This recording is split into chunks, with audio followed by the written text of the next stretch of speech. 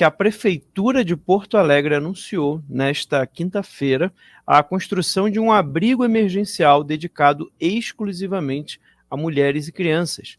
A medida se dá depois de relatos de abusos sexuais em abrigos temporários.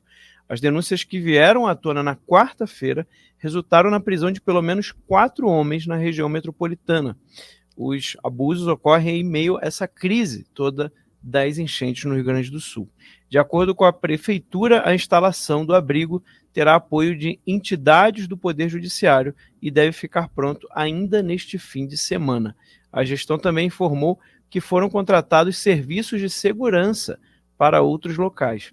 Das 140 estruturas que abrigam mais de 13 mil vítimas das chuvas, pelo menos 127 dessas estruturas passaram a ter vigilância particular das 19 horas da noite, até às 7 horas da manhã desta quinta-feira. Coronel, isso foi assim, uma notícia que chocou bastante as pessoas no Brasil, de vários relatos, inclusive aí teve pelo menos 6 registros policiais que eu mesmo cheguei a conferir, de estupros dentro dos abrigos, coronel. Então, eu sei que isso deixa as pessoas chocadas e até surpresas, mas como você mencionou, eu tive essa mesma experiência lá no Haiti. Para você ter uma ideia, nós precisamos montar patrulhas nos acampamentos. Nós tínhamos mais de 1 milhão de pessoas que foram retiradas das suas casas e foram colocadas inicialmente em acampamentos temporários, de barracas, depois fomos deslocando para o que a gente chamava de IDP Camps, que é Internal Displacement People, seria mais ou menos como campos de refugiados ou deslocados dentro do próprio país, ou seja, eles não saíram de uma guerra, de outro país, eles ficam dentro do país, mas por causa de uma catástrofe, eles foram deslocados.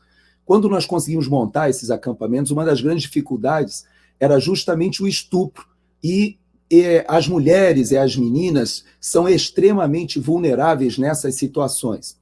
E o que acontecia lá no Haiti que eu era obrigado a fazer?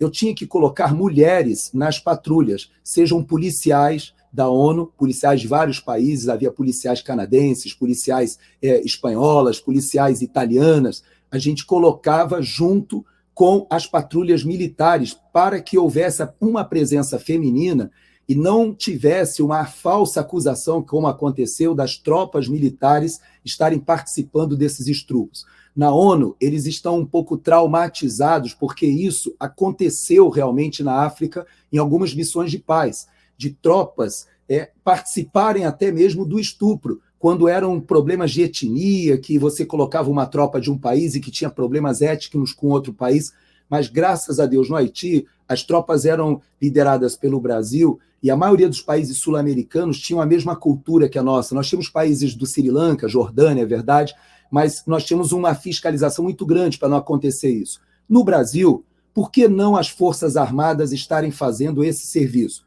Por uma razão muito simples, porque as Forças Armadas elas não têm o poder de polícia, a não ser que seja assinado o decreto chamando a garantia da lei e da ordem, assinado pelo presidente da República e autorizada pelo Congresso Nacional, conferindo poder de polícia para as Forças Armadas. Por isso que você observa que a grande maioria dos militares que estão participando das operações de ajuda humanitária estão desarmados.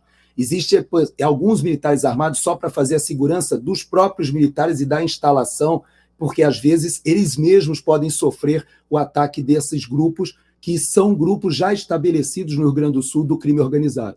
Então, a situação é muito complexa, exige criatividade, por isso a contratação de um serviço até particular para a parte da noite, que é o período mais crítico, mas é uma realidade. Esse acampamento que você mostrou na foto, no ginásio, poxa, está bem bonito, mas eu já vi outros que me foram passados, com plásticos pretos, colocando cubículos, as famílias inteiras vivendo ali naquele cubículo com tudo que elas conseguiram trazer, elas perderam tudo, toda a casa foi levada, e o que sobrou foi alguns os documentos, alguns nem documentos conseguem, e a roupa do corpo. Então, essas pessoas estão sendo assistidas agora, há uma demanda não só para a questão da medicina formal, mas até da psicologia, do apoio psicológico.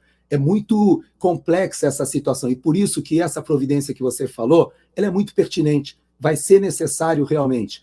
a parte de violência contra a mulher, contra a criança, nesse tipo de catástrofe, ela cresce exponencialmente, por incrível que pareça. E somente a polícia ou o poder de coerção, já que grande parte da população no Rio Grande do Sul não pode usar as suas armas, né, porque não tem porte de arma, vários possuem arma, o Rio Grande do Sul é um dos estados que tem a maior quantidade de armas, mas os próprios moradores dizem que tem dificuldade porque ele não pode se deslocar com o armamento, ele só tem uma guia de tráfego para poder praticar, para ir para o clube de tiro. Então, toda uma burocracia que existe que dificulta até mesmo a própria população se defender nesses casos. Então, é uma situação muito complexa. É possível que já está em discussão isso, uma solução para se assinar uma garantia da lei da ordem híbrida, específica. Por quê?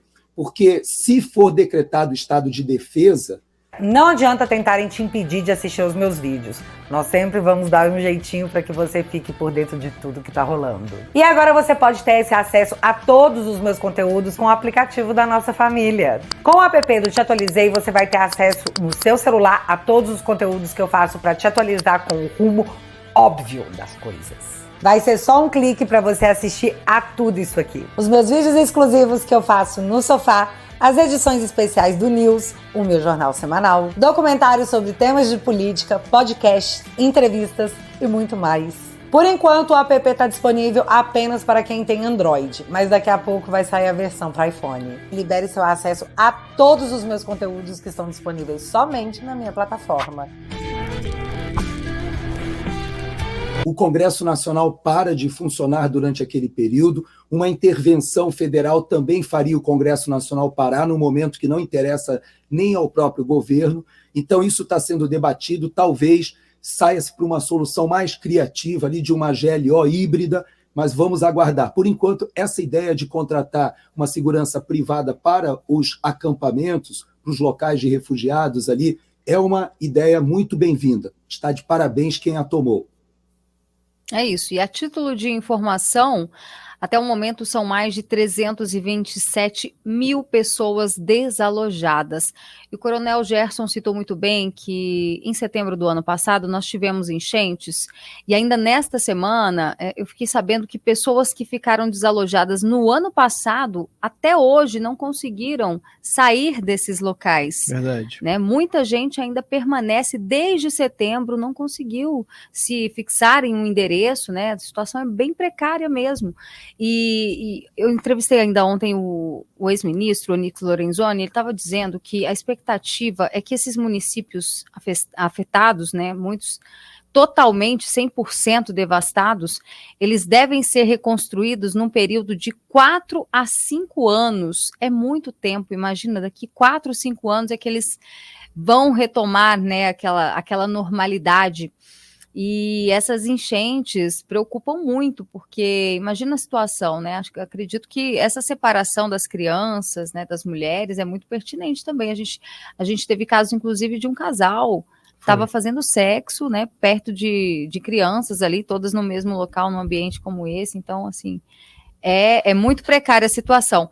E acabei de pegar uma informação aqui também, Max, que diz o seguinte, que o Ministério Público vai investigar municípios que decretaram o estado de calamidade e que não estariam em estado de calamidade, né? Porque a gente sabe que esses municípios, quando o estado de calamidade traz algumas facilitações de recursos, né? Não precisa prestar contas, enfim, é o que a gente está falando, da questão de aproveitar da situação. Sempre tem alguém querendo aproveitar da situação e tirar aí uma vantagem em cima de tudo isso, lamentável.